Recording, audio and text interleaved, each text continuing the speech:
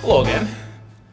It's me, and welcome to THC Public Access TV, where we're going to talk about cannabis and all the rest of it.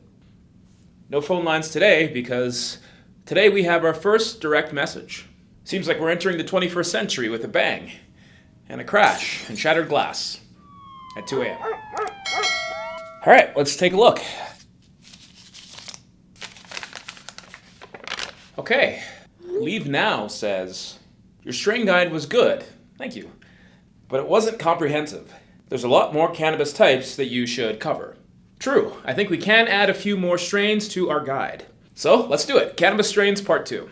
He goes on to say, oh, nope, can't read that.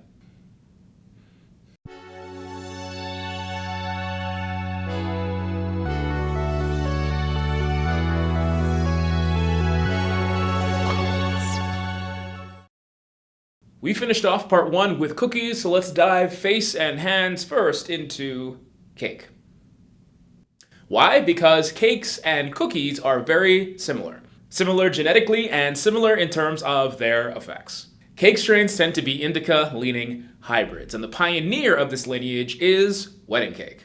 Wedding cake being a mashup of Girl Scout cookies, remember that one? And cherry pie, which is derived from Durban Poison and Granddaddy Perp. The family tree of this tasty set of trees is not the only standout here. Let's also talk about the effects. Cakes are known for their mood-boosting and creative-enhancing buzz that borders between a head and a body high. They are generally doughy and sweet with a vanilla-esque finish. Very enjoyable all around, but let's discuss how they grow. The problem with wedding cake as it relates to growing is that it's a very finicky plant.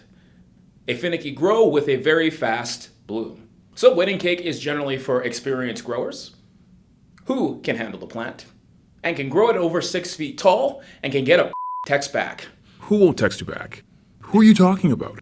Growers in general. Wedding cake is also susceptible to things like mold and mildew, so it favors a drier climate. But if you're truly pure of heart, you'll end up with a very beautiful bud. Dark rich buds with orange to pink pistils and notoriously sparkly resin, like sprinkles. Glistening, invitingly, mocking me, blah, blah, blah. The prominent wedding cake strains of note are wedding cake, which is Girl Scout cookies and cherry pie. Ice cream cake, which is wedding cake and gelato. Lemon cake, which is amnesia lemon. And cake boom. And many others. So let's continue the spectrum of uplifting versus sedating and head versus body by putting cakes right here. That looks good to me. All right, and let's move right along to cheese strains. For this one, we need to go back to the 80s when the rave scene was booming in England.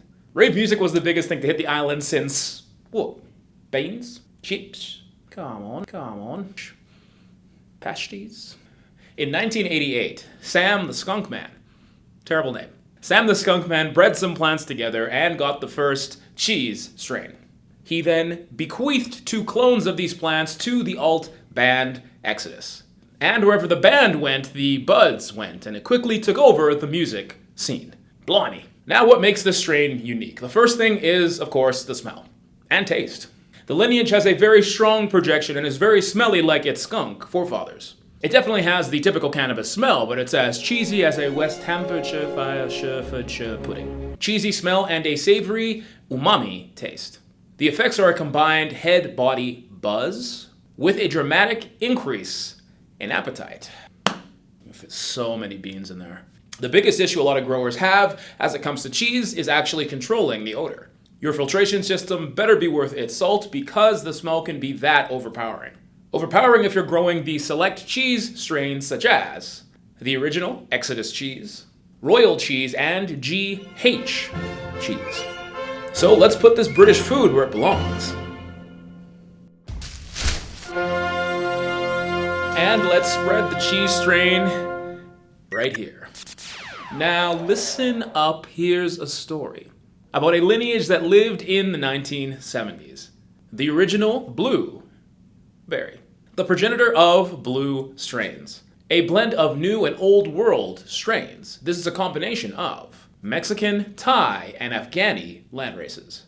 The original blueberry was created by DJ Short, a West Coast cannabis breeder that traveled the world honing his skills and winning cannabis cups.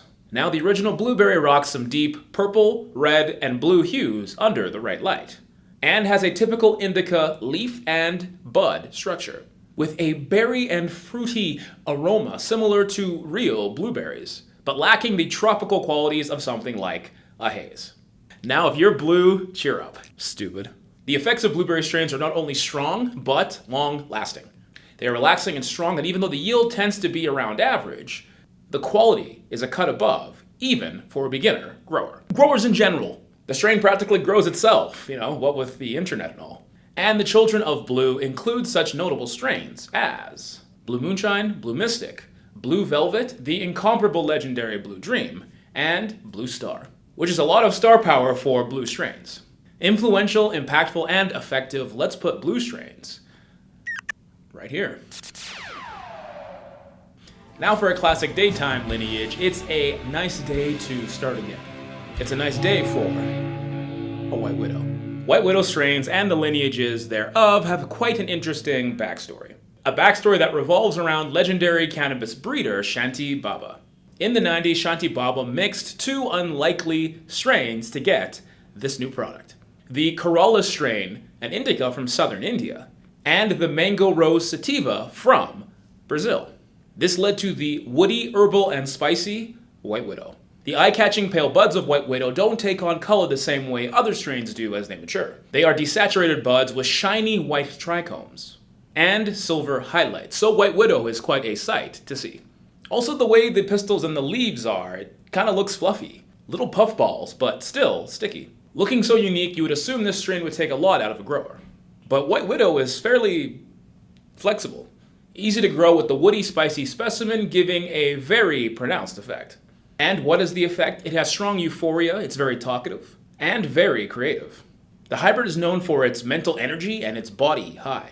Now from this we get all sorts of offshoots, mainly White Russian, which is a mix of White Widow and AK.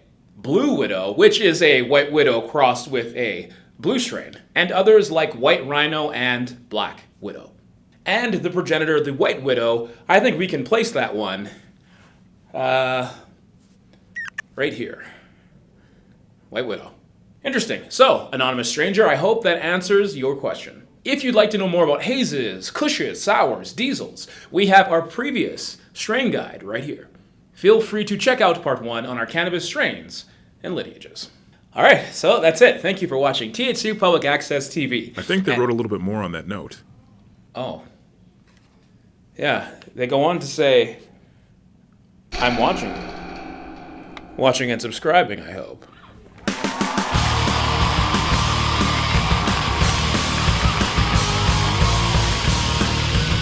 But really, they'll call the police.